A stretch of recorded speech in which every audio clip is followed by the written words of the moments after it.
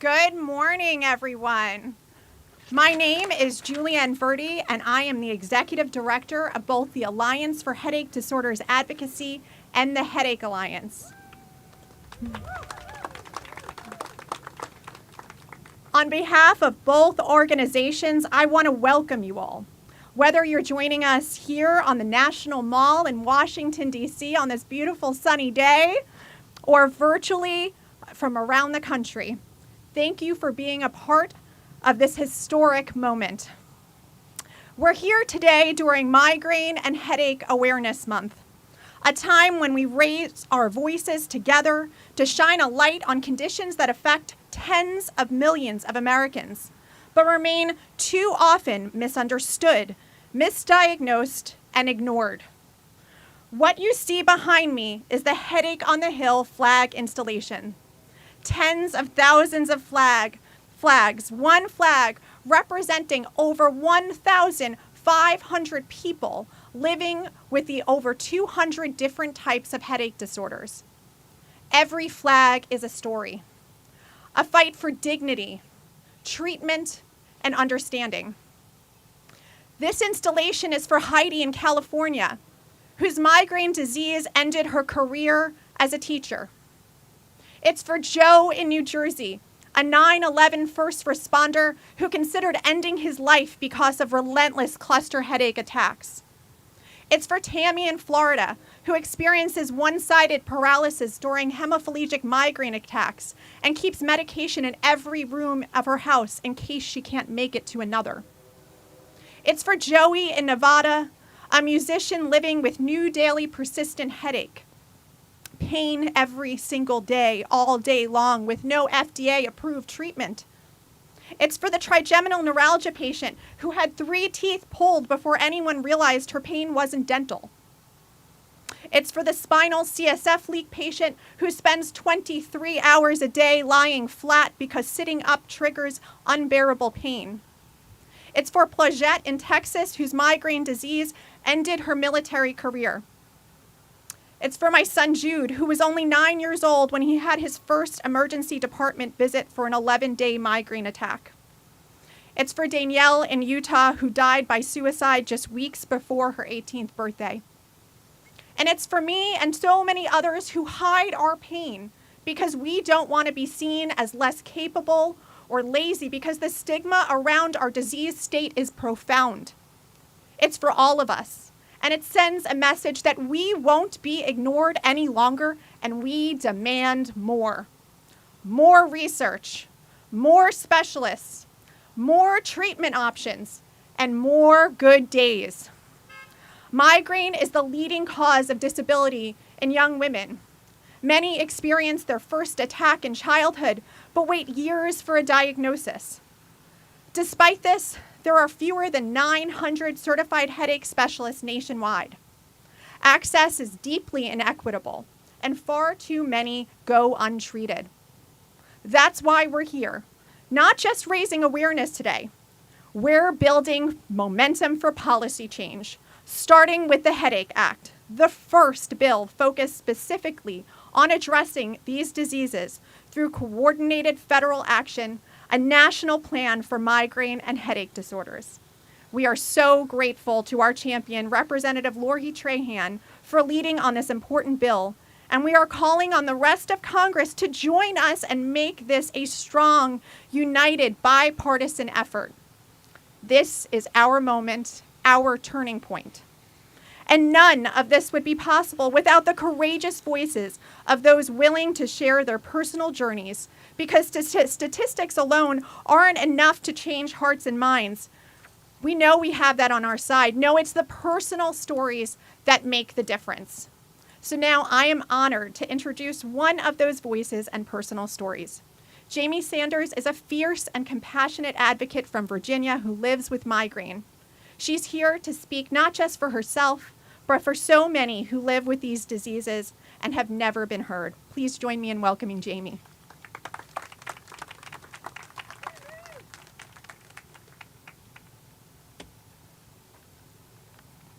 Good morning, everyone. Thank you so much for having me and letting me share my story and my experience living with migraine disease. For most of my life, the only normalcy I knew involved chronic pain. Migraine disease has been present in my life since I was a toddler. My parents thought I had severe motion sickness, which looking back, I now know was abdominal migraine. I had my first migraine attack at 8 years old and was diagnosed by both my pediatrician and a neurologist. My mother's side of the family had a history of migraine, but I was told I'd outgrow them by the time I turned 18. They persisted, though, through my early 20s with 2 to 8 attacks per month. In 2001, I experienced my first intractable migraine during the first trimester of pregnancy. An MRI ruled out a brain tumor or any other abnormality. The migraine disappeared during my second trimester, but the attacks became more severe and frequent, requiring preventive medication. I tried and failed on many preventives and had a low tolerance to triptans and most NSAIDs, limiting my pain relief options. At just 27 years old, I graduated to chronic migraine after years of failed treatments.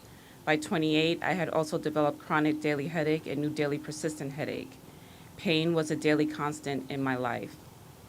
Living with chronic migraine is like navigating a minefield, never knowing when the next explosion of pain will come. As a child, the searing headaches were misunderstood and dismissed by those around me. It's just a headache, they'd say. But it was never just a headache. It was a monster that consumed me, leaving me in a dark room isolated from the world. Migraine is a debilitating and pervasive disorder, impacting every facet of life. It is frequently misunderstood and trivialized, dismissed as merely a bad headache. This dismissal is particularly challenging for those who suffer from migraine, as they are constantly forced to validate their pain. The struggle of living with an invisible illness like migraine begins with the simple fact that others cannot see your pain. This lack of visibility can lead to misunderstanding, skepticism, and even outright disbelief. It can make you feel as though your experience is invalid or exaggerated, that the agony you endure is somehow less real because it cannot be easily observed. This invisibility extends beyond the physical symptoms of migraine to the emotional and psychological toll it takes, creating a complex web of challenges that are often minimized or ignored by others. Migraine is a debilitating neurological condition with diverse symptoms, including intense pain, nausea, vomiting, and sensitivity to light and sound. Finding effective treatment is challenging due to a lack of understanding and options, despite the condition's prevalence. One of the central goals of my advocacy work has been to push for better treatment and care for people living with migraine. This has involved advocating for more research into the condition, for greater access to effective treatments, and a more compassionate and understanding approach to care. The lack of effective treatment options for migraine is a major issue for the millions of people living with the condition. While there have been some recent advances, such as the development of CGRP inhibitors, many people still struggle to find treatments that work for them. This is compounded by the fact that migraine is often underfunded and under-researched, with far less attention and resources devoted to it than other conditions with similar prevalence. The exorbitant costs associated with migraine treatment, including medications, diagnostic tests, and consultations with specialized neurologists or headache specialists, pose substantial financial barriers for countless migraine patients. This is particularly true for individuals with limited or inadequate insurance coverage, who may be forced to choose between paying for essential migraine care and other necessary living expenses. This financial burden can lead to delayed or foregone treatment, resulting in poorer health outcomes and decreased quality of life for migraine sufferers. By improving insurance coverage and expanding financial assistance programs, we can make migraine treatment more accessible and affordable for all patients, regardless of the socioeconomic status. This would not only improve the health and well-being of migraine sufferers, but also reduce the overall economic burden of migraine on society. Navigating the challenges of living with chronic migraine requires a combination of resilience, self-advocacy, and community support. It means recognizing and challenging the stereotypes and biases that affect how we are treated, both in the healthcare system and in society at large. It also means finding ways to take care of ourselves, building a support system, and advocating for the care and treatment we deserve. I will continue to advocate for myself and others. We are more than our pain. We have dreams and passions. We are not alone. We are stronger than we think, and we can live fully despite our challenges. Thank you so much.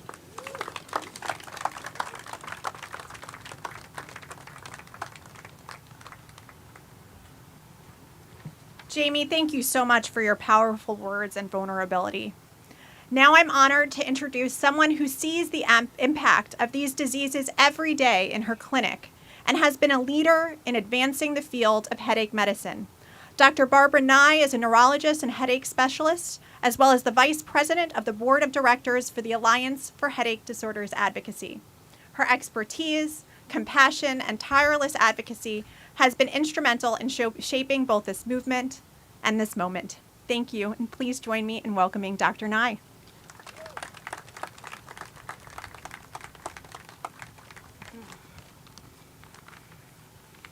Good morning.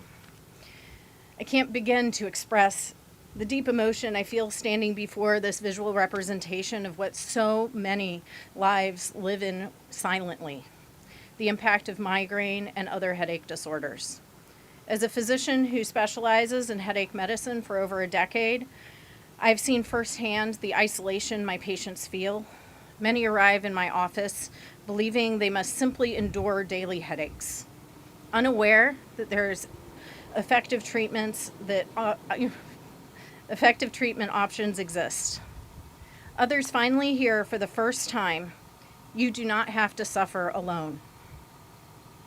Headache disorders, especially migraine, are invisible to most, as you've already heard this morning. They force people into dark rooms, they miss work, school, and major life events. They're often misunderstood even by loved ones, those that are closest to them, or healthcare providers. Part of my role is to give their pain a name, validate their experience, and walk with them towards a personalized and evidence-based treatment plan. I don't dictate what care should look like for my patients. I listen. Every patient brings their own goals, beliefs, and values.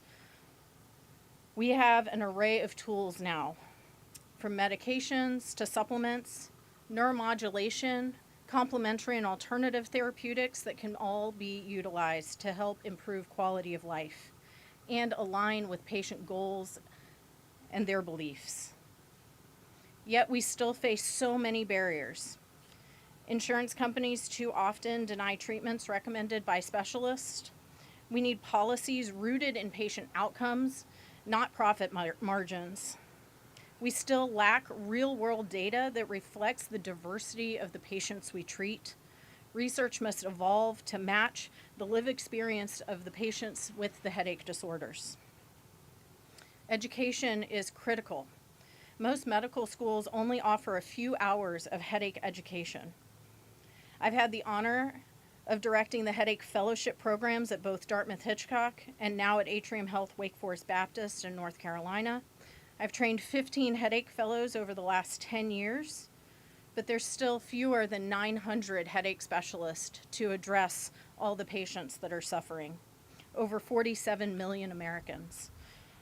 This imbalance must change. Stigma remains one of our greatest challenges. I think you've heard this already. It happens in emergency rooms, in workplaces, and even within our medical community.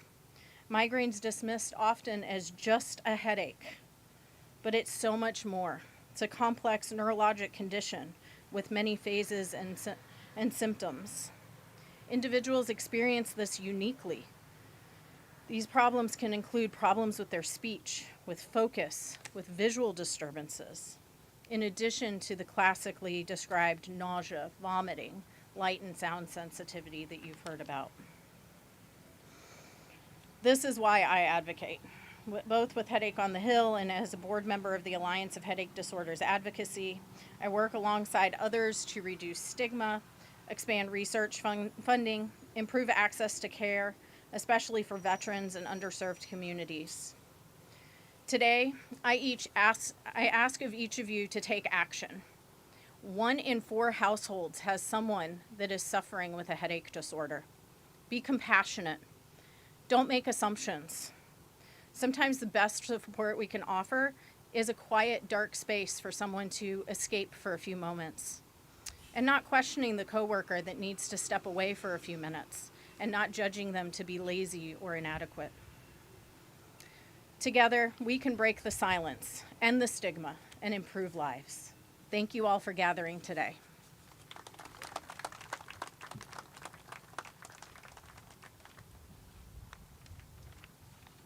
Thank you, Dr. Nye. It's now my pleasure to welcome Billy Dwyer to the stage. Billy is the Senior Legislative Assistant to Congresswoman Robin Kelly from Illinois and is no stranger to the headache advocacy community. Billy's career in advocacy started at our Headache on the Hill Advocacy Day many years ago, and through the years, Billy has remained a friend and advocate to our community. Please join me in welcoming Billy.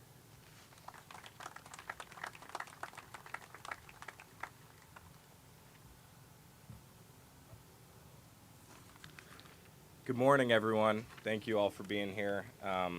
Like Julianne said, big thank you for inviting me out here today to speak about my story. It's a slightly different than the ones we've heard earlier today, but I'm just a proud advocate during National Migraine and Headache Awareness Month. I come here as a brother, a migraine and headache advocate, and now a congressional staffer. Right behind me, you may see the Capitol. I did the nice 15-minute walk or so from Rayburn House office building earlier this morning to be with you all today. But my understanding about the debilitating nature of migraine and headache disorders really shifted for me 12 years ago this week. My sister Melissa died by suicide on June 7th, 2013. It was just about a week or two after I graduated high school. And I was really, folks now think I'm this empathetic advocate and was a great brother and all of that. But at the time, it was hard for me when I was young to really understand the full weight of headache disorders and my sister's struggle with migraine and other related health complications. And I watched as her energetic, spontaneous, and I will say sometimes annoying, she is, my older sister after all, young woman, turned into really a shell of her former self. I watched as she had to quit jobs, leave university, and lose friendships and relationships, and really was stuck, left in her dark room, struggling to find even momentary relief and, medication that works. And like we've talked about, I think in the last decade, the last 12 years since her death, we've really seen vast improvements and vast kind of opportunities happening, both thanks due to the advocacy of everyone here and everyone who attends Headache on the Hill, but also just the doctors and healthcare professionals. We're starting to see some additional breakthroughs here. But while she was still alive, most of those times were just spent in her room, going from urgent care to hospital to specialist, just really hoping to find treatment. And unfortunately, she was never able to find that relief. And I was still just a kid when I was processing my sister's death and the grief that came alongside with that, but I felt like I had a responsibility to share my sister's story and really just ensure that I could talk about the pain and the experience and the impact it had on our family, dealing with, my mom as the caregiver, my sister as the patient, and my sister Erin and I as, siblings to someone who struggled with chronic migraine. And I didn't have a clue what I wanted to do in college or for a career at that point, but I just felt like sharing my sister's story, talking about suicide prevention, talking about mental health, talking about migraine and headache disorders, really just, I felt a purpose, and it sort of inspired me. And so I followed that, and I decided to get my degrees in social work. And it was actually in my junior year of my undergraduate program where my professor at the time said, you can be the best clinician in the whole world, no offense if there are therapists here, and you'll help your clients very deeply, whether it's 50, 200, 500, depending on your caseload. But if we really want to make a difference, we need people like you to run for office, to serve as executive directors, to be on boards, to write legislation, to be advocates, and that really just struck a chord with me. I call it a light bulb moment. So from that point on, I was really inspired to try to get involved somewhere in public policy and in that sector, and I didn't know exactly how I would do it. Fast forward to my master's, I got my master's in social work, but it was more focused on public policy and nonprofit administration. Still at that point had no time what I wanted to do post school, and I attended Headache on the Hill in 2018, and I came with hundreds of other advocates, and we studied our talking points and got our asks ready and learned our way around the Capitol complex. And I came with a group of folks from Illinois. You probably know many of them, Bob Wald and Melissa Garrity and other folks. And we came here and we asked and we talked to members of Congress. And I actually visited my now boss's office, Congresswoman Robin Kelly. But that was my first real experience with advocacy, coming to Capitol Hill, learning, how can we make a difference? How can we let our voices be heard? And that really moved me. And so then at that point I knew, okay, maybe this is something I'd like to do. This is what I'm kind of ready for. This is what I'm hoping to do.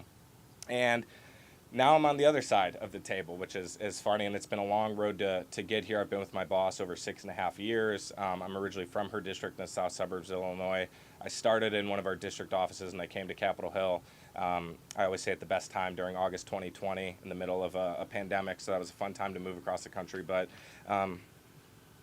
anyways, but I get to meet with advocates like you all. I've had the pleasure of, speaking at Lunch and Learns for HDA and taking those meetings for Headache on the Hill. And it's just such a thrill to see how it's grown and seeing this installation. I mean, I was getting teary-eyed when I saw it for the first time this morning, just thinking like this community has grown so much. And my sister didn't have, the best community. And shortly before she died, she was connecting with folks through Facebook groups and things like that. But I just know she'd be so proud of seeing you all here today and the installation of the flags. And also I want to flag Congresswoman Kelly in her role as the CBC Health Brain Trust Chair today actually released what she calls a broadsheet, and it's a quarterly health publication that we share with stakeholders and other advocates in the space. And for this month, for the summer edition, she actually chose to highlight gun violence prevention, which is a huge issue in our community and a big priority of hers, as well as headache disorders. And so Julianne was nice enough to submit a piece for it, and we had a great article for her. And then I also detailed my story, hopefully a little more concisely in the written format, but I'd be happy to share it with you all. And yeah, again, I'm just so thankful to have the privilege to be here. It's I'm just a staffer. Usually I'm behind the scenes and behind, taking photos of my boss when she's doing press conferences. But it's such an honor to come here and share my story and my sister's story and just continue to keep her memory alive. So thank you.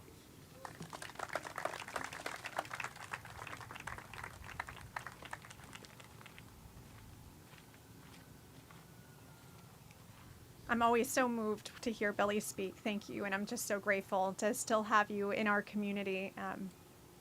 Next up is Michael Sayer, a passionate advocate living with cluster headache, often referred to as suicide headache because of the excruciating pain and its devastating toll. He's here today to talk about the urgent need for awareness, compassion, and access to care for those living with this rare but incredibly severe disease.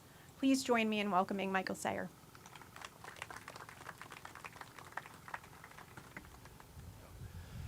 Thank you. Today, I'm almost 20 years into having cluster headaches, and I am fortunately relatively well managed these days. But it wasn't always that way, and I didn't always know what a cluster headache was. When I first started to experience them as an undergraduate, I had no name for what was happening to me. I had no idea what was going on. I thought I had some kind of very severe sinus infection with the pain directly behind my left eye. The pain is always in the same spot, always starts the same way. And for multiple years, I had no name for what was happening. I had to try and explain it to professors, classmates, friends, why I was trying to learn through one squinted eye with usually tearing up or a runny nose, trying to do my best to sit still, whereas I think other migraines, you want to sit still in a dark room with cluster headaches. It's almost the opposite. You cannot sit still. It's hard to process anything. And as I continued with them, I kind of understood what I was in for. I knew most of the over-the-counter painkillers were completely ineffective. And it took until one day when a friend of mine was beginning her journey to become a pharmacist, had essentially the headache day in class and told me to look up cluster headaches, and reading that, finding Cluster Busters right away, that incredible community of advocates and patients in the what I learned there. And it was shocking in some ways to read this and to have it accurately and specifically describe the pain I was feeling, what I was dealing with. It shocked me, and the impact that had on me and continues to have on me, knowing that there's other folks out there and that I'm not alone. These flags really speak to that. It has been incredible starting to work with the Alliance for Headache Disorders Advocacy to volunteer and advocate for folks in my position. It took a few years after getting a name for what I was experiencing to get a diagnosis, and then another 10 years to get a treatment plan that worked. What I had available to me either didn't work or made me terribly nauseous, or could never get enough of a triptan for as many headaches as I had. I've had 3 or 4 a week, and I'd only get 9 pills a month, and I had to ration them. I had to do my best to guess. I only have about 5-10 minutes when I feel one coming on to decide if I'm going to take something or not, and they aren't always as bad as they could be.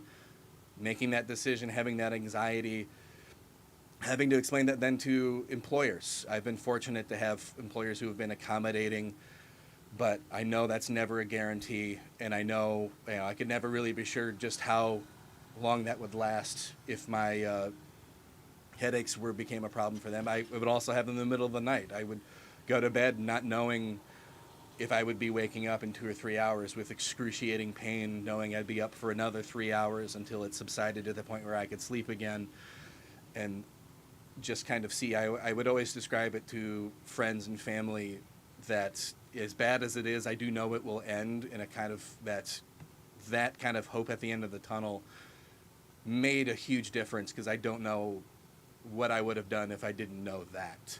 That has always been an extraordinarily challenging part of the experience, and I do really want to thank my wife for finally encouraging me to go out and seek better treatment after having poor experiences in the past with things that didn't work.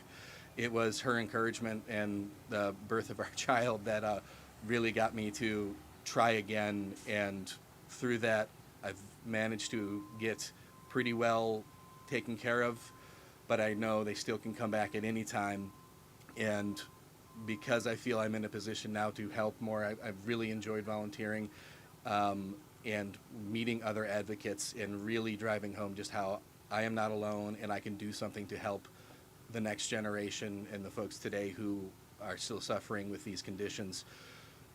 To get at better access to care with the Headache Act, we can definitely work towards more research, better diagnosis, quicker diagnosis, better treatment options, fewer side effects, better awareness and accommodations for those who suffer with migraine and headache disorders.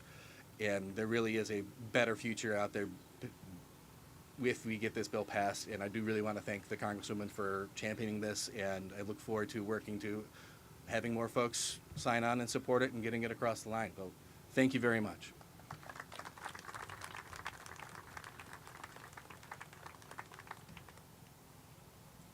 So when we started meeting with bipartisan congressional offices on March 18th, the date of Headache on the Hill this year here in Washington, D.C., one of the first Democratic offices we met with was Congresswoman Lori Trahan.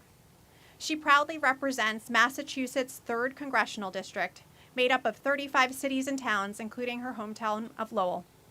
Within a week of our initial meeting, Congresswoman Trahan offered to be our Democratic lead in the House, and we are very happy and proud that she stepped up.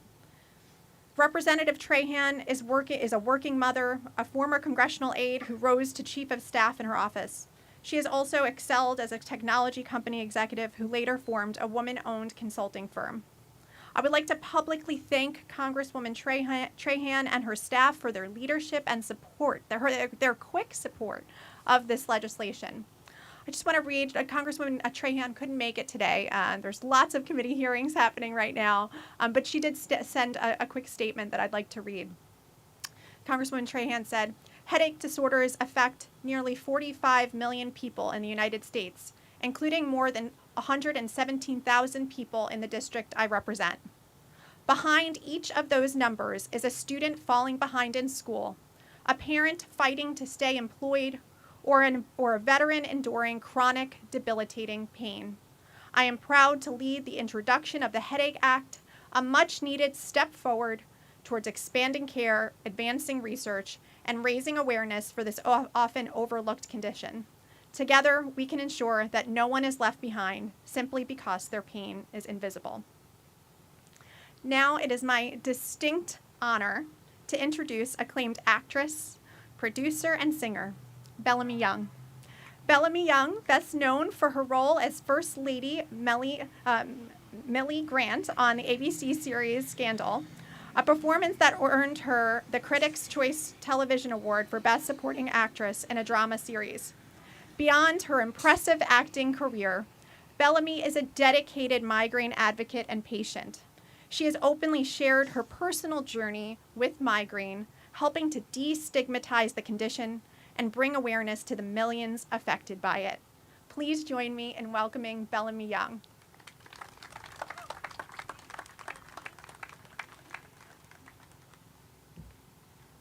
Hello, everybody. I'm so happy to be here with you today for this breathtaking and meaningful installation and activation. And hello to everybody that's joining us via live stream. I'm glad you're here too. I think everybody knows that June is Migraine and Headache Awareness Month, and so I am very grateful to work with everyone at the Alliance for Headache Disorders Advocacy. I'm grateful for the work they are doing and continue to do to bring awareness to the scope of impact that headache disorders have, and also to create the first of its kind Headache Act, which would support research, education, and access to care for the millions of Americans who suffer from headache disorders. I'm one of those Americans. I suffer with migraines and have done my whole adult life.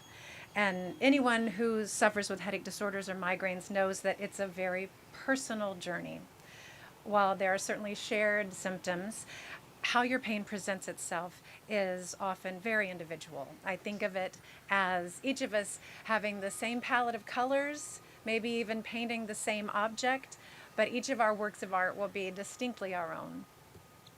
Like Michael, mine starts in my left eye, like a hot spear. And from there, it takes a sort of cinematic flair.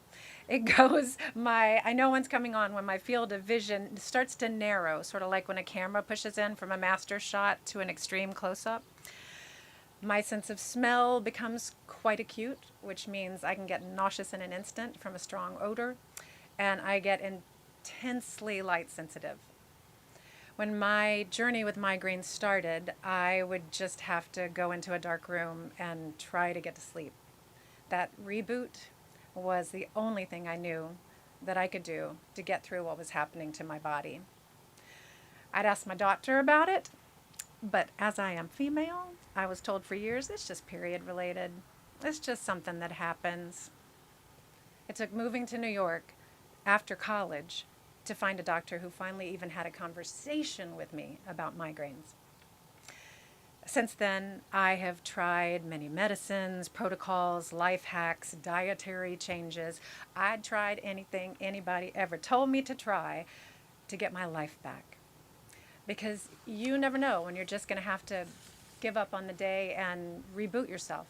And it gets very hard to be reliable in your job, to be responsible in your relationships, or even to do basic things like buy groceries or drive a car.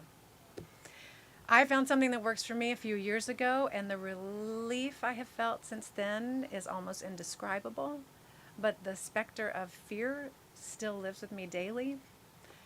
This phone case that you see on me right now, you can look at my socials. This case has been on me for years, and I know it's helpful to always know where my phone is, but I have this little case because it has a zipper pocket, and in this zipper pocket, I keep my migraine medication, so it is with me on set, it is with me in the car, it is with me in my house, and I always have it. Like you, I know there's a certain point in that narrowing, and if I can catch my migraine before it goes past it, I can get my life back. And I want that so much for everyone. Over 40 million Americans live with migraine and headache disorders. And that means someone in one of 4 households is affected. It's the second leading cause of disability worldwide. And as Dr. Barba said, right now in America, there are only 900 certified headache specialists. And if you think it is too expensive to invest in research or training to alleviate or eradicate this problem, let me also share that migraine alone costs the U.S. economy an estimated $78 billion with a B a year in both indirect and direct costs. So, we are here today to advocate for the creation of a national plan specifically designed to address this problem. a comprehensive approach that promises real, meaningful change.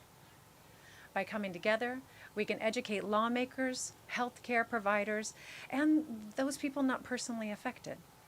So speak up. Every time you tell your story, you can open a heart. And once enough hearts are open, progress can be made. I thank you for being here. I thank everybody watching on the live stream too. I thank you for showing up for yourself or for someone that you love, because when we come together and take action, all things are possible. Less suffering, more solutions. With our help, a new chapter in living with headache disorders starts today. Thanks so much.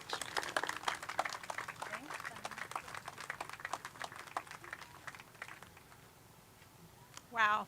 Thank you so much, Bellamy, for sharing your journey and being a powerful voice for our community. Now it is my pleasure to introduce Shelby Blondell, a songwriter, singer, speaker from Maryland, and one of our fearless Headache on the Hill advocates. Shelby's determination and resilience are evident in her multifaceted career and her advocacy work. We're so glad to have you today, Shelby. Thanks for having me.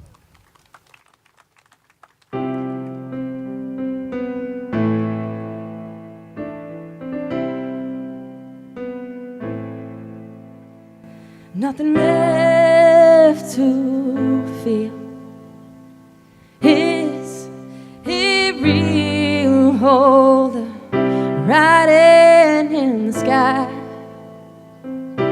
Tears crying. Can I go any farther? Can I take the pain? Can I hold on to hope? For tomorrow's a new day when the sky fades at night, tomorrow's light will come. Sometimes it just takes a day.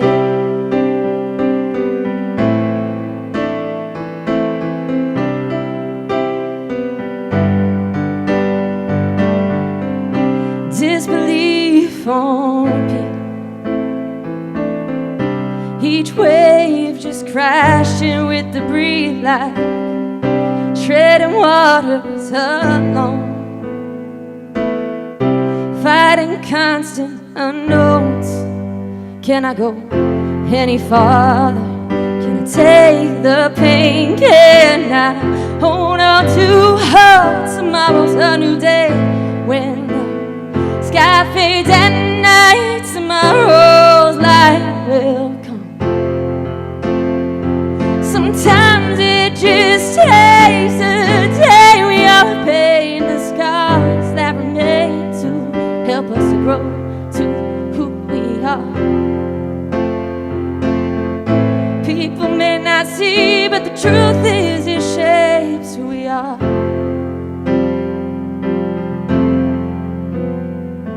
I can go farther, take the pain, hold on to hope for tomorrow's a new day. Sky fades at night, tomorrow's light will come. Sometimes it just takes a day. I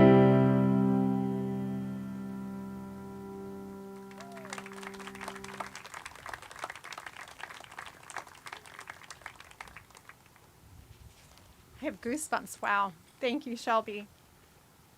As we come to a close, I want to thank each of our speakers for lending their voice and truth today to speak out for headache health, and to all of you for showing up in person and online to witness this moment with us. The stories shared today and the ones lining this field are a powerful reminder that awareness alone isn't enough. We need action. So before you leave, for our in-person guests, I invite you to take a walk along the installation to understand the size and scope of the problems our communities face and access to care. And then I want you to take the next step.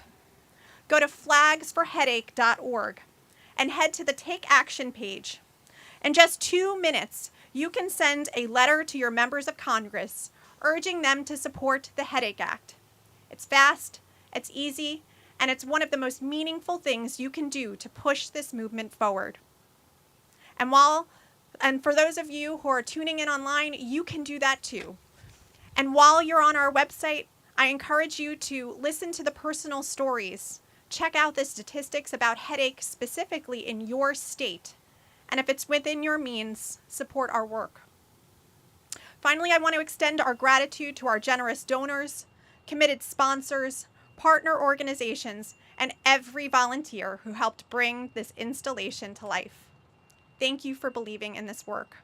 I want to especially thank Susan Stone and the National Headache Foundation, the American Headache Society, the Headache Cooperative of the Northeast, as well as Pfizer, Lundbeck, Amneal, and AbbVie.